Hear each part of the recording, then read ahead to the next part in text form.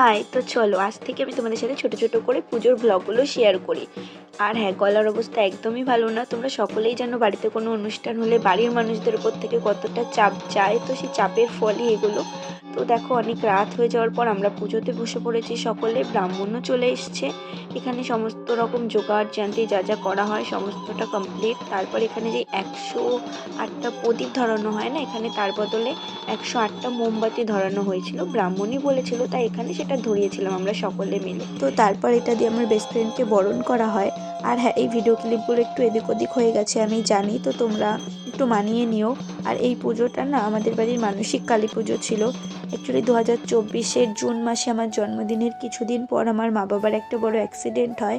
আমার বাবা মোটামুটি ঠিক থাকলেও আমার মার খুব ক্ষতি হয়েছিল।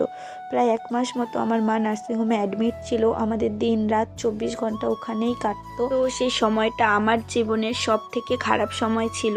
তো সেই খারাপ সময় থেকে আমরা এখন আপাতত বেরোতে পেরেছি। মা এখন অনেকটাই সুস্থ, তাই আমাদের বাড়িতেই পুজোটা দেওয়া হলো মার ইচ্ছাতেই। আর এই হচ্ছে আমার মা আর বাবা।